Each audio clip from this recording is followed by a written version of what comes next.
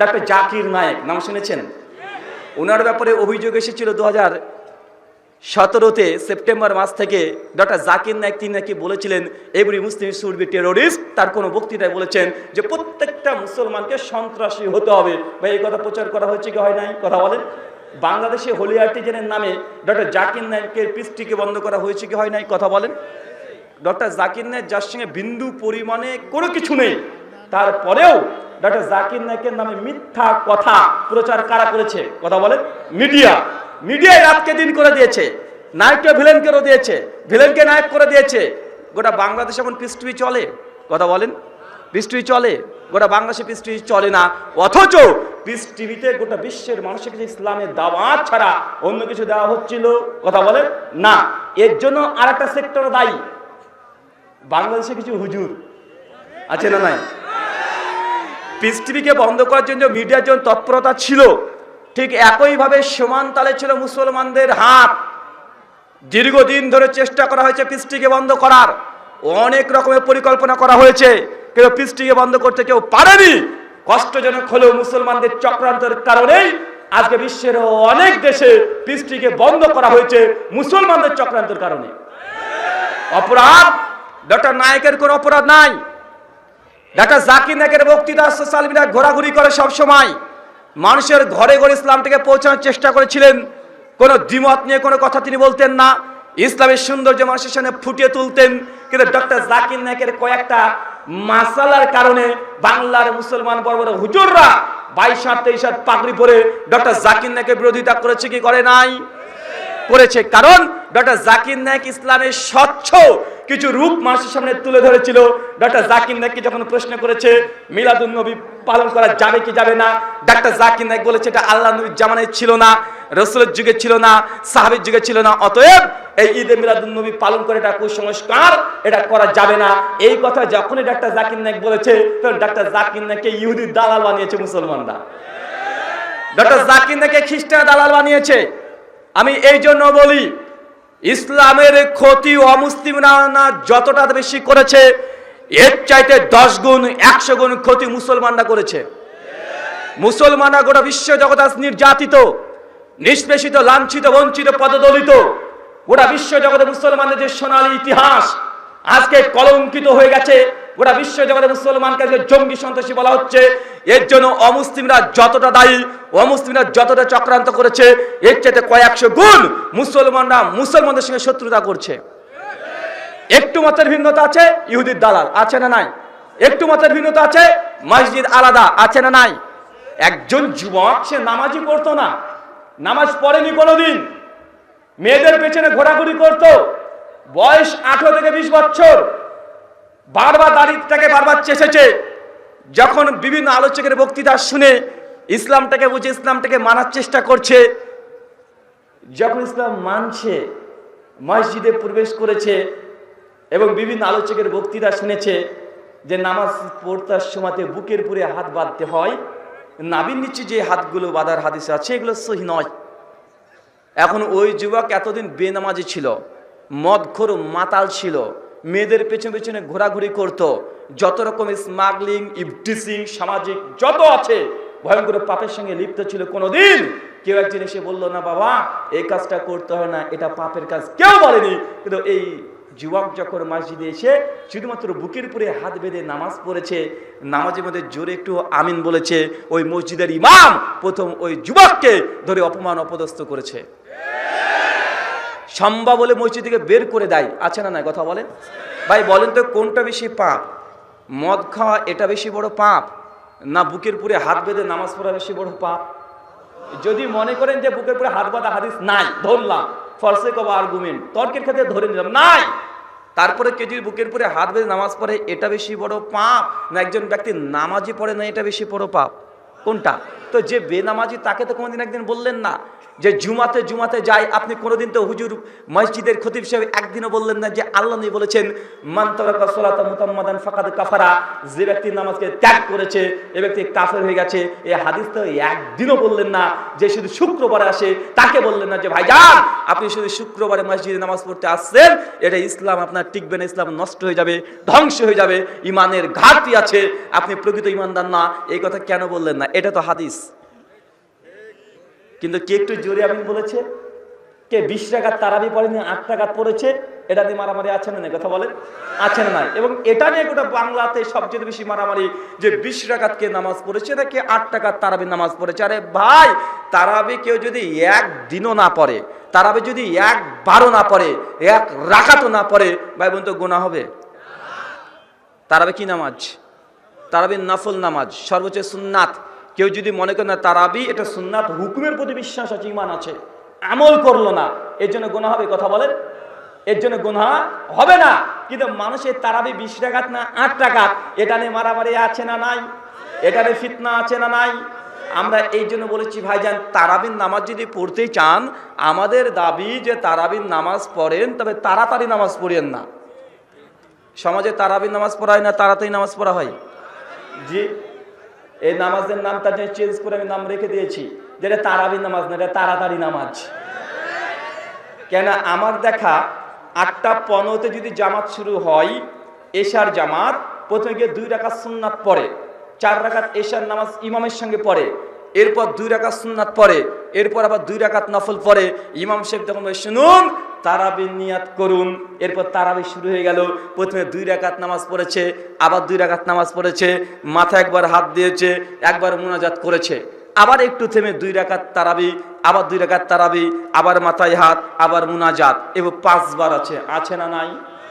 এরপর হুজুরে বলে এবারে বিতের নামাজ, 3 রাকাত নামাজ পড়েছে, এরপর বসে বসে 2 রাকাত সুন্নাত পড়েছে, আবার 2 রাকাত নফল পড়েছে, টোটাল নামাজ পড়েছে 37 রাকাত। আর নামাজটা শেষ হয়ে গেছে 8:55 আছে না নাই? কথা বলেন, 8:15 মসজিদে ঢুকেছে, 8:55 তো বাড়াচ্ছে, মানে কত মিনিট সময় নিচ্ছে? 35 মিনিট সময়ে একদম হুজুর 39 রাকাত নামাজ পড়ে ফেলেছে। এটা কি তারাবি নামাজ না তাড়াতাড়ি নামাজ? আমরা এটাই মানুষকে বুঝাচ্ছি ভাই, তারাবি পড়েন, তাড়াতাড়ি নয়। বাঙালি আমরা তো আরবিটাও বুঝি না। চাচা তারাবি মানে কি জানেন? তারাবি এসেছে আরবি শব্দ তারবিয়াতুন থেকে। তারবিয়াতুন মানে বিরতি দিয়ে পড়া, থেমে থেমে পড়া, আরাম করে পড়া। তো তারাবি কি বাংলাতে আরাম করে না আপনাকে একদম চাপিয়ে দেয় জোরে? কথা বলেন, আরাম থাকে না মনে যে শুধু কান ধরে উঠবস করে? আমি অবাক হয়ে যাই, একই ইমাম এশার নামাজও পড়ায়, বেতরও পড়ায়, তারাবি পড়ায়। যখন এশার নামাজ পড়ছে আল্লাহু আকবার আলহামদুলিল্লাহি রাব্বিল আলামিন, সুন্দর করে কিরাত করে পড়ে কি পড়ে না? কথা বলেন।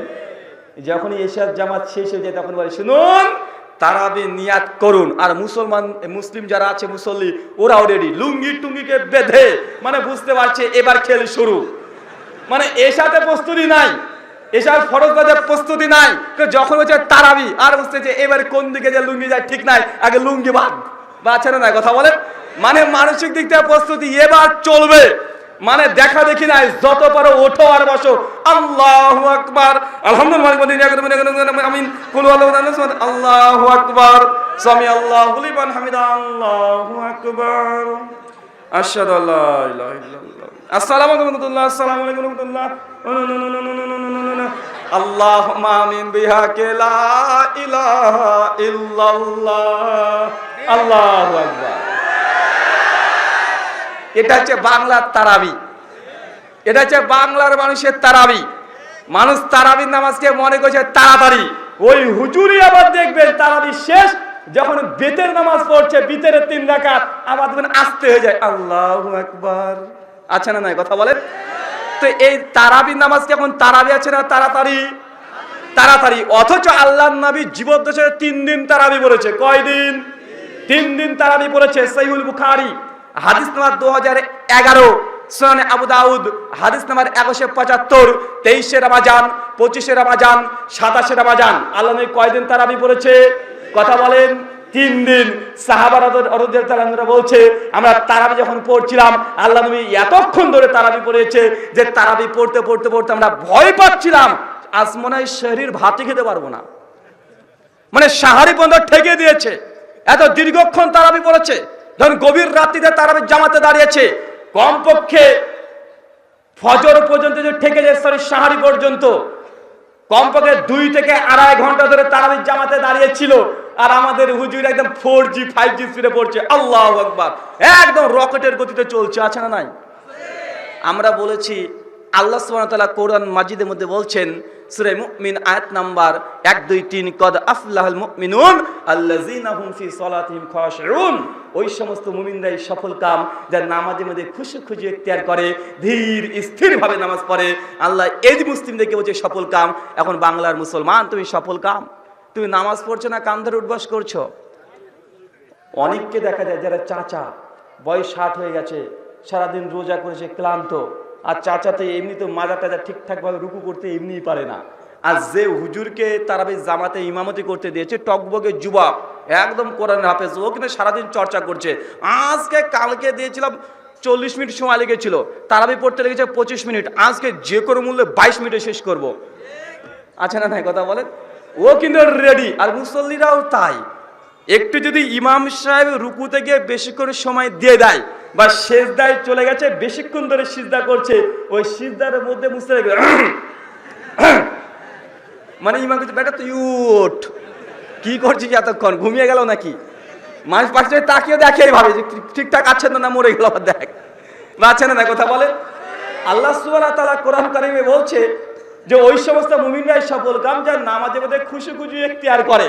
আর আমাদের মা বোনদের নামাজের বা ডিজাইনই আলাদা, ভাতের হাঁড়িতে ঢুকিয়ে দিয়েছে একটা, মানে যেই উনুনটা আছে একটা কিছু ঢুকিয়ে দিয়েছে, আর টুক করে উজু করে ওখানে নামাজ পড়তে, আল্লাহু আকবার, মানে ছাগল চড়াচ্ছে, আছে না নাই কথা বলেন? মানে ওরা মনে হচ্ছে এটা জায়েজ, সমস্যা নাই। নামাজের সময় যে ছাগল যদি চলেছে ছাগলকে তাড়িয়ে দেবো, কোনো সমস্যা নেই ভাই, এরকম আছে না নাই কথা বলেন? এরকম আছে। আল্লাহ সুবহানাহু ওয়া তাআলা মুসলিম উম্মাহকে কথাকে বোঝার তৌফিক দান করো। সকলে পড়ি আছেন, এসে নবীকে সালাম দিয়েছেন, নবী উত্তর দিয়েছে, দেওয়ার পরে আল্লাহ নবী বলছে ইরজে, যাও তুমি ফিরে যাও, ফাসাল্লি, তুমি নামাজ পড়ো, ফাইনা কালাম তো সল্লি, কারণ তুমি নামাজ পড়োনি। কিন্তু ওই সাহাবীর নামাজ কিন্তু পড়েছে। আল্লাহ নবী কি মিথ্যা কথা বলছে? নাউযুবিল্লাহ মিন জালিক, মাআযাল্লাহ। ওই সাহাবী কোনো প্রতিবাদ করেনি। সাহাবী আবার মসজিদে গিয়েছে, আবার নামাজ পড়েছে, এসে নবীকে আবার সালাম দিয়েছে। গেটের কাছে এসে নবী উত্তর দিয়েছে ইরজে, যাও তুমি ফিরে যাও, ফাসাল্লি, নামাজ পড়ো, ফাইনা কালাম তুসাল্লি, তুমি নামাজ পড়ো নাই। সাহাবী আবার বিপদে, বলে কি 2 বার নামাজ পড়লাম, তৃতীয়বার আবার গেছে, আবার নামাজ পড়ছে, আবার এসেছে একই উত্তর, ইরজে, যাও তুমি ফিরে যাও, ফাসাল্লি, তুমি নামাজ পড়ো, ফাইনা কালাম তুসাল্লি, কারণ তুমি নামাজ পড়ো নাই। সাহাবী ছিলেন আল্লাহর নবী, ইয়া রাসূলুল্লাহ, আমি এর চাইতে ভালো করে নামাজ পড়তে পারি না, আল্লাহর নবী আমাকে নামাজ শিখিয়ে দেন। আল্লাহর নবী তখন তাকে নামাজ শিখিয়ে দিলেন। রুকুতে গিয়ে দীর্ঘক্ষণ থাকতে হবে, সিজদাতে দীর্ঘক্ষণ থাকতে হবে। আল্লাহ নবী বলেছেন নামাজকে আল্লাহ 3 ভাগে ভাগ করেছে। নামাজের ভাগ কয়টা চাচা? নামাজের ভাগ কয়টা? নামাজ 3 ভাগে বিভক্ত। 1 ভাগ হচ্ছে অজু, যার অজু নাই সে যদি 1 কোটি রাকাত নামাজ পড়ে তার 1 রাকাতের নামাজ আল্লাহ কবুল করবে না, করবে? 2, যার রুকু ঠিকঠাক হয় নাই তার নামাজ বাতিল। 3, যার সিজদা ঠিক হয় নাই তার নামাজ বাতিল। এখন বলেন তো আমাদের রুকু সিজদা কয়জনের ঠিক আছে? কথা বলেন কয়জনের? আল্লাহ নবী বলছে রুকু হবে এমন ভাবে, রুকু যখন যাবে এসে যদি একটা বল রেখে দেন, বল, বুঝতে পারছেন? বল রেখে দেবেন, বলটা এদিক ওদিক গড়বে না, এরকম স্ট্রেট সোজা স্কেলের মতো থাকবে। আর আপনি তো উটের মতো দিয়ে থাকেন, মানে এইরকম আছে, মানে কিছু রাখলে এমনি গড়ে পড়ে যাবে, আছে না নাই কথা বলেন? একটা ইট রাখলে নেমে চলে যাবে। আর আল্লাহ নবী বলছে কোনো জিনিস যদি রেখে দেওয়া হয় ওটা স্থির থাকবে। আপনার রুকু হচ্ছে তো? জি, রুকু ঠিকঠাক হচ্ছে? যে রুকু ঠিকঠাক না হয় আপনার নামাজকে আল্লাহ নবী বলছেন ওই নামাজ যদি কেউ পড়ে, আল্লাহ নবী বলছেন নামাজটা নামাজই নয়, ইরজে, তুমি ফিরে যাও, ফাসাল্লি, তুমি নামাজ পড়ো, ফাইনা কালাম তুসাল্লি, কেননা তুমি নামাজ পড়ো নাই। আল্লাহ সুবহানাহু ওয়া তাআলা আমরা যে ইবাদত করছি এই ইবাদতকে হেফাজত করার তৌফিক দান করো। সকলে পড়ি আল্লাহুম্মা আমিন। শারমতে শুধু আপনাদেরকে যে কথা বোঝানোর চেষ্টা করছিলাম যে আমরা যখন ইবাদত করব, যে ইবাদতগুলো করছেন কমপক্ষে ওই ইবাদতগুলোকে আমাদেরকে সুন্দরভাবে যদি আমরা আমরা আমল করি, ইনশাআল্লাহ ওই ইবাদতগুলোকে আমরা জান্নাতে যাওয়ার জন্য রাস্তা বানাতে পারি কি পারি না? কথা বলেন। আমি বারবার খুব কষ্ট নিয়ে একটা কথা বলি যে চাচা, আপনি তো মসজিদে নামাজ পড়ি না, মসজিদে গিয়ে অজু কেন করবেন? বাড়িতে আপনার টিউবওয়েল নেই? কথা বলেন। বাড়িতে পানি পাওয়া যায় না? আচ্ছা, আপনি মসজিদে গিয়ে অজু করে মসজিদে গিয়ে নামাজ পড়ছেন, সালাত আদায় করছেন। আল্লাহ নবী বলছেন কোন ব্যক্তি যদি বাড়ি থেকে অজু করে মসজিদে যাওয়ার জন্য নিয়াত করে, ধাপে ধাপে নেকি হবে। আমাদের জানা আছে না নাই? তাহলে মসজিদে গিয়ে কেন অজু করছেন? বাড়িতেই যদি অজুটা করেন এবং সুন্নাত নামাজ যদি বাড়িতেই পড়েন, হাঁটতে শুরু করবেন মসজিদে, ধাপে ধাপে নেকি হবে কি হবে না? একই কাজ মসজিদে অজু করতে হয়, বাড়িতেও করতে হবে। তো আপনি যে বাড়িতেই করেন, নেকিটা 10 গুণ বৃদ্ধি পাবে কি পাবে না? কিন্তু আমরা এখান থেকে গাফিল আছি না নাই? আর এই কারণে আমরা আরেকটা সুন্নাতকে একদম মেরে ফেলেছি, হত্যা করেছি। আহলে হাদিস সমাজটাও এই আমলটা আস্তে আস্তে বিলুপ্ত হয়ে গেছে। সবাই মসজিদে গিয়ে আগেই অজু করছে, তারপরে মসজিদে ঢুকছে। জি না, এটা সুন্নাহ নবীর নয়, এটা নবীর আদর্শ নয়, বরং বাড়িতে অজু করতে হবে এবং সুন্নাত নফল নামাজ কোথায় পড়তে হবে? সহিহ বুখারী হাদিস না 731, আল্লাহ নবী বলছেন পুরুষ মানুষের জন্য নফল সালাত, সুন্নাত সালাত মসজিদের চাইতে বাড়িতে উত্তম। কোথায় উত্তম? এখন আমরা এই সুন্নাতটাকে আমল কেউ করি? কথা বলেন, করি? আমরা করি না। আর এই সুন্নাতকে আমল না করার কারণে আর একটা সুন্নাত বিলুপ্ত হতে চলেছে। মানে এই সুন্নাতের সঙ্গে আরেকটা সুন্নাত হচ্ছে কানেক্টেড। কোনটা? ওই যে বেলাল রাদিয়াল্লাহু আনহু সম্পর্কে আল্লাহ বলছে, বেলাল কি এমন আমল করো তুমি? আমি যখন মেরাজে গিয়েছিলাম, জান্নাতে পাশ দিয়ে আসছিলাম, তোমার পায়ের আমি আওয়াজ পেয়েছি। বেলাল রাদিয়াল্লাহু তাআলা বলছে, আল্লাহ নবী, আমি তো এমন কিছু আমল করি না, তবে হ্যাঁ আল্লাহ নবী, মসজিদে প্রবেশ করলে 2 রাকাত নামাজ না পড়ে আমি বসি না, এই আমলটা করি। আল্লাহ সুবহানাহু ওয়া তাআলা নবী বলছে, আল্লাহ এই আমলটাই এতই পছন্দ করেছে যে তোমার পাকে কবুল করে নিয়েছে, জান্নাতে তোমার পায়ের আমি আওয়াজ পেয়েছি। তো বাংলার মানুষের কি পা আল্লাহ কবুল করবেন না? কথা বলেন। আপনাদের পাটাকেও আল্লাহ জান্নাতের আওয়াজ দিতে পারে, ধ্বনি তুলতে পারে, যদি আমরা এই আমলটা করি। মসজিদে প্রবেশ করে 2 রাকাত সালাত কিন্তু আমরা কেউ করি না। কেন? কারণ আমরা মসজিদে ঢুকে তাকে সুন্নাত নামাজ পড়ছি আর মনে মনে ভাবছি 1 দিলে 2 ভাগে মেরে দিলাম। আপনি জানছেন জোহরের পূর্বে 4 রাকাত আছে, এখন মসজিদে গিয়ে 2 রাকাত তাহিয়াতুল মসজিদ পড়ার দরকার নেই, 4 রাকাত তো পড়ে ফেলেছি, আর 2 রাকাত পড়ার দরকার কি? আছে না নাই? কথা বলেন। আছে। তাই একটা সুন্নাত আমল না করার জন্য আরেকটা সুন্নাত বিলুপ্ত হয়ে যাচ্ছে। তাই অবশ্যই মনে রাখবেন, এই দুটো সুন্নাতকে আবার জীবন্ত করতে হবে। এই দুটো সুন্নাত বাংলার মানুষের কাছ থেকে একদম বিলুপ্ত হয়ে গেছে। বাড়িতে ওযু করতে হবে 1 নাম্বার। চাচা কোথায়? কথা বলেন। আজকে ফজর যেন মসজিদে গিয়ে কেউ মসজিদে পানি খরচ না করে, বাড়িতে ওযু করবেন।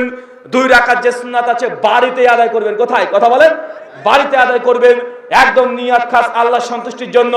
মসজিদে ধীরে ধীরে হাঁটতে শুরু করবেন, মসজিদে গিয়েই বাকি যে 2 রাকাত ফরজ নামাজ আছে ওটা পড়েন, তারপরে আপনি মসজিদ থেকে জিকির আজকার করে বেরিয়ে আসেন।